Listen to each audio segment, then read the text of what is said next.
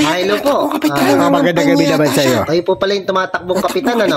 Oo, ito ang 200 para sa Ano po iyo. ito? 200 para sa suporta. 200? Binibili niyo po ba yung boto ko? Hindi naman sa ganun iyo. Hindi po mangyayari yan.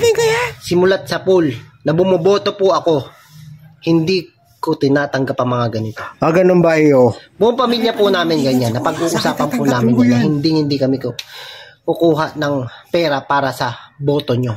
Pasensya na iyo. Itago nyo na lang po yan. Iba pa lang katulad mo.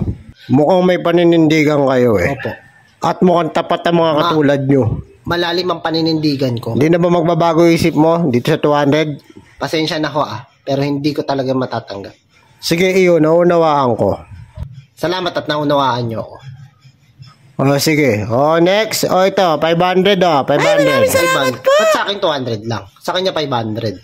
Magkano ba dapat? Kung 500 yung binigay nyo sa akin, hindi na tayo nag-usap. Biboto ko na agad kayo, syempre. Pasensya na iyo. Bakit may kinikilingan kayo eh. Hindi naman siya ganun. Para kayong 200 lang sa akin. Ano to? Ito na, 500. Dapat pantay-pantay tayo, sir. Hindi ko lang natunugan agad. Ayusin nyo, sir. Sorry na. 200 sa kanya, 200. Pagpasensyaan mo na, ikaw naman. Mabababa yung ano ka? Wala ko iniisip na ganyan. Para kayong ano dyan. Hindi naman sadya. Kalahati lang ba yung boto ko kapag bumoto ko? Parang... Tama na. Ito na yung 500. Tanggapin mo na. Ito na. Sir. Yan. Huwag mo kong kalimutan ni boto, ha. Gusto nyo 2 boto pa eh. Hindi naman pwede yung ganun. 1,000. Walang ganun. Huwag mo kong utakan. Wala bang ganun, sir? Magulang ka din eh. Dodoblehin mo ka. Makakasa po kayo.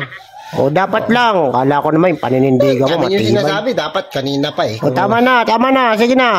500 agad binigay nyo eh. Masyado kayo. Sige, mauna na ako. Bibigyan ko pa yung iba.